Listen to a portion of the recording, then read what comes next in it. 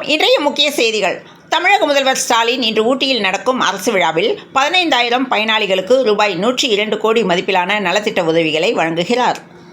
இலங்கைக்கு சுற்றுப்பயணம் மேற்கொண்ட இந்திய பிரதமர் மோடி அங்கு சுற்றுப்பயணத்தை முடித்துவிட்டு புதிய பாம்பன் பாலத்தை திறந்து வைப்பதற்காக இன்று மதியம் 12:30 மணி அளவில் ஹெலிகாப்டர் மூலம் ராமேஸ்வரம் வந்தார். அதையடுத்து சரியாக மதியம் 1 மணி அளவில் மோடி பச்சை கொடி அசைத்து புதிய பாம்பன் பாலத்தை திறந்து வைத்தார். பாம்பனில் புதிய பாலம் திறப்பு விழாவில் பங்கேற்ற பின் மதுரை சென்றடைந்த பிரதமர் நரேந்திர மோடி மதுரையிலிருந்து இன்று மாலை டெல்லிக்கு புறப்பட்டார். தனி விமானத்தில் செல்லும் அவர் இன்றிரவு டெல்லி சென்றடைவார் என்று தெரிவிக்கப்பட்டுள்ளது. ராமேஸ்வரத்தில் புதிய பாம்பன் பாலம் திறப்பு விழாவில் கலந்து கொண்ட பிரதமர் நரேந்திர மோடி திறப்பு விழா நிகழ்ச்சியில் மக்களிடம் உரையாற்றினார். அப்போது தமிழ்நாட்டில் உள்ள 77 ரயில் நிலையங்களையும் நவீனப்படுத்தும் பணிகளில் அரசு ஈடுபட்டு வருகிறது. இதில் ராமேஸ்வரம் ரயில் நிலையமும் இடம்பெற்றுள்ளது என்றும் தாய்மார்களுக்கும் சகோதரிகளுக்கும் பெரும் ஆதாயம் என்றும் பிரதமர் நரேந்திர மோடி தெரிவித்துள்ளார். கருணாநிதி ஆதரித்த ஒரே நாடு ஒரே தேர்தல் திட்டத்தை ஸ்டாலின் எதிர்க்கிறார் என்று நிர்மலா சீதாராமன் குற்றம் சாட்டியுள்ளார்.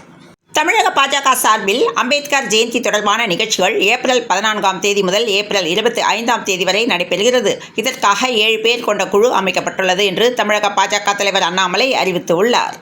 பிரதமர் மோடிக்கு கருப்பு கொடி காட்ட முயற்சி செய்த காங்கிரஸ் கட்சியினர் கைது செய்யப்பட்டனர். நடிகர் சஹானா ஸ்ரீதர் உடல்நலக்குறைவால் சென்னையில் காலமானார். பாலு மகேந்திராவின் அழியாத கோலங்கள், VIP ராஜவம்சம் உள்ளிட்ட படங்களில் நடித்தவர் ஸ்ரீதர் சுப்பிரமணியன். வயது 62.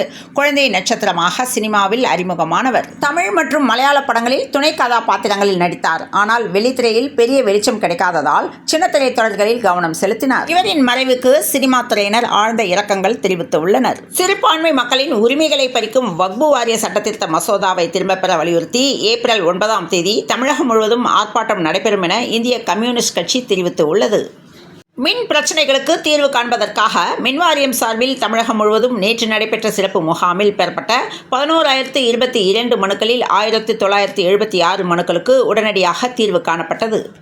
பொள்ளாச்சி பாலியல் வழக்கில் குற்றம் சாட்டப்பட்ட 9 பேரிடம் குற்றச்சாட்டுகள் குறித்து மகளிர் நீதிமன்ற நீதிபதி பல்வேறு கேள்விகளை கேட்டுள்ளார். சிறுபான்மை கல்வி நிறுவன ஆசிரியர்களுக்கு குறைந்தபட்ச கல்வி தகுதியை நிர்ணயம் செய்ய தமிழக அரசுக்கு அதிகாரம் உண்டு என்று உயர்நீதிமன்ற மதுரை அமர்வு உத்தரவிட்டுள்ளது. தாது மணல் குவாரிகளில் நடந்த முறைகேடுகள் விவகாரம் தொடர்பாக நெல்லை, சென்னையில் குவாரி உரிமையாளர்களின் வீடு மற்றும் அலுவலகங்களில் CBI அதிகாரிகள் நேற்று அதிரடி சோதனை மேற்கொண்டனர். இதில் முக்கிய ஆவணங்கள் சிக்கியதாக கூறப்படுகிறது. வார விடுமுறையை முன்னிட்டு கன்னியாகுமரியில் சுற்றுலா பயணிகள் கூட்டம் அலைமோதியது. மத்திய உள்துறை அமைச்சர் அமித்ஷா அடுத்த வாரம் சென்னை வரவுள்ளதாக தகவல் வெளியானது. இதுகுறித்து தி ஹிந்து பக்கத்தில் பாஜகவுக்கும் அதிமுகவுக்கும் இடையிலான கூட்டணி மற்றும் பாஜக மாநில தலைவர் அண்ணாமலை கட்சித் தலைவர் பதவிக்கான போட்டியிலிருந்து தன்னை விலக்கிக் கொள்வது உட்பட தமிழ்நாட்டின் சமீபத்திய அரசியல் முன்னேற்றங்களுக்கு மத்தியில் அமித்ஷா வருகை குறித்த தகவல் வெளியாகியுள்ளது.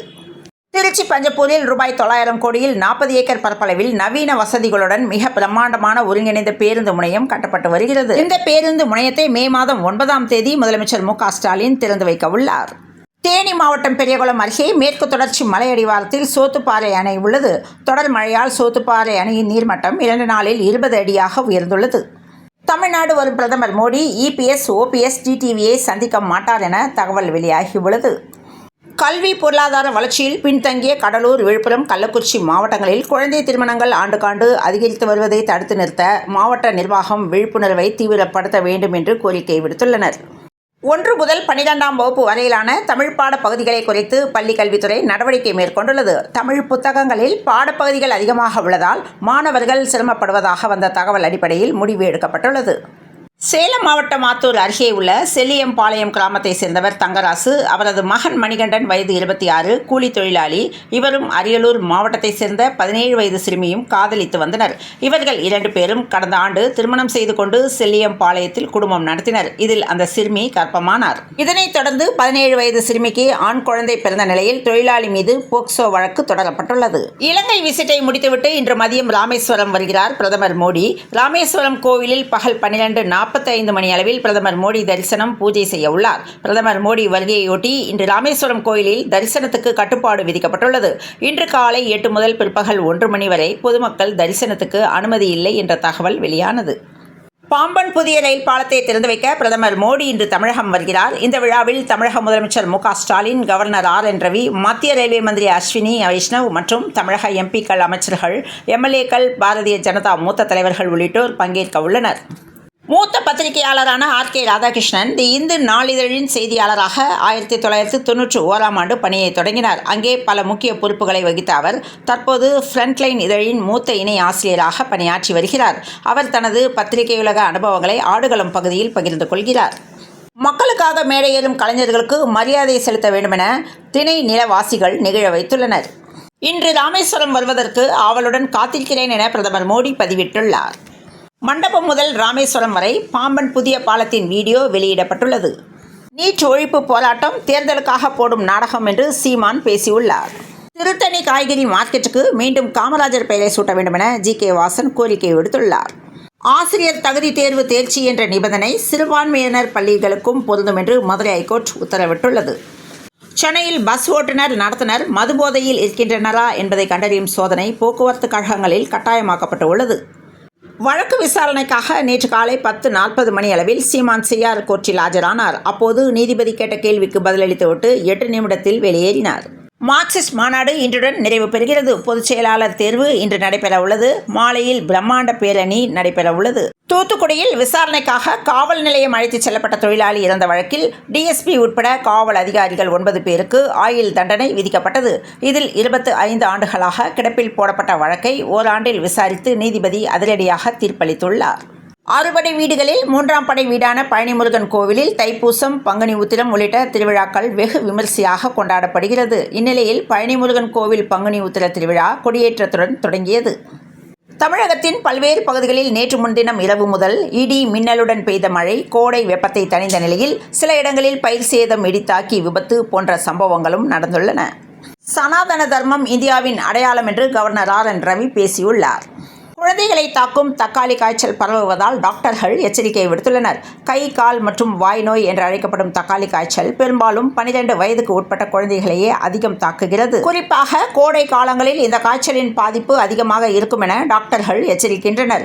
உடலில் சிவப்பு நிறத்தில் தக்காளி போல் சிறிய கொப்புளங்கள் தோன்றுவதால் இந்த பாதிப்பை தக்காளி காய்ச்சல் என பேச்சு வழக்கில் அழைக்கின்றனர். ஊட்டியில் அரசு மருத்துவக் கல்லூரி மருத்துவமனையை முதலமைச்சர் மு.க. ஸ்டாலின் திறந்து வைத்தார். திமுக முன்னாள் அமைச்சர் மனோ தங்கராஜின் மனைவி அஜிதா மீதான நில அபகரிப்பு வழக்கை ரத்து செய்ய சென்னை உயர்நீதிமன்றம் மறுத்துவிட்டது. பாஜக, ஆர்எஸ்எஸ் இடையே மீண்டும் நல்லுறவை மோடி பகவத் சந்திப்பு ஏற்படுத்தியது. ராமநவமி திருநாளையொட்டி குடியரசுத் தலைவர் திரௌபதி முர்மு, பிரதமர் நரேந்திர மோடி ஆகியோர் நாட்டு மக்களுக்கு வாழ்த்துக்களை தெரிவித்து உள்ளனர். முதன்மை விளையாட்டு மையங்களில் சேர ஏப்ரல் 30ஆம் தேதிக்குள் விண்ணப்பிக்கலாம் என தமிழ்நாடு விளையாட்டு மேம்பாட்டு ஆணையம் தெரிவித்து உள்ளது. ராஜஸ்தான் ராயல்ஸ், பஞ்சாப் கிங்ஸ் ஆகிய அணிகளுக்கு இடையே நேற்று நடைபெற்ற ஐபிஎல் போட்டியில் 50 ரன்கள் வித்தியாசத்தில் ராஜஸ்தான் அணி அபார வெற்றி பெற்றது. டெல்லி கேபிட்டல்ஸ் அணிக்கு எதிரான ஆட்டத்தில் தோல்வியை தழுவியது சென்னை சூப்பர் கிங்ஸ் அணி.